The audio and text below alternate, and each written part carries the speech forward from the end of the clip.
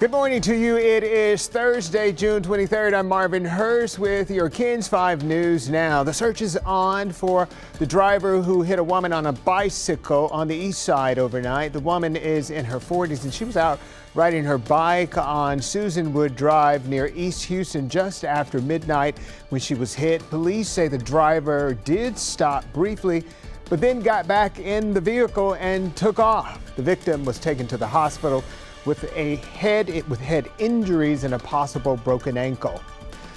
Uvalde School District Police Chief Pete Arredondo was placed on administrative leave. The move comes amid intense criticism over how he handled the shooting at Robb Elementary School. DPS says Arredondo was the on-the-scene commander during the shooting, but in a report, the chief says he did not know he was in charge. Lieutenant Mike Hernandez will assume the duties of the district police chief. State Senator Roland Gutierrez, who represents Uvalde, is now suing Texas DPS for the release of records related to the shooting.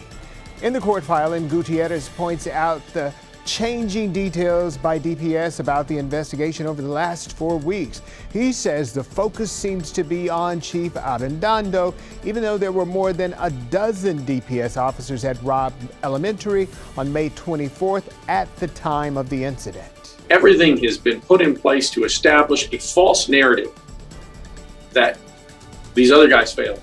We didn't fail, those guys failed. The lawsuit comes after Uvalde Mayor Don McLaughlin released a statement saying records related to the shooting at Robb Elementary School will not be released. Now, we did reach out to DPS for comment on the lawsuit. So far, we have not heard back. 2 state House committees will talk about school and firearm safety. This is separate from the special committees formed after the Uvalde shooting. Both committees plan to look at ways to prevent violence, including firearm safety. The House Homeland Security and Public Safety Committee plans to go over the agencies that work together and how effective active shooter training actually is. By the way, more than 1,000 McDonald's restaurants across Texas are raising funds for the Uvalde community today. 10% of all sales from 11 a.m. to 2 p.m. will be split between the Robb School Memorial Fund and Ronald McDonald House Charities San Antonio. People can buy in person, drive-through, or through the app. More baby formula is on its way to Texas. The White House announcing another shipment of baby formula will be arriving from Mexico to Fort Worth on tomorrow. The 10th shipment will be driven across the border. It will consist of approximately 1 million pounds of Gerber Good Start Gentle Infant Formula. It should be available in stores and on Gerber.com. So, with those sky-high gas prices, we verified the timing to fill up your tank can keep your tank and wallet a lot fuller and for cheaper.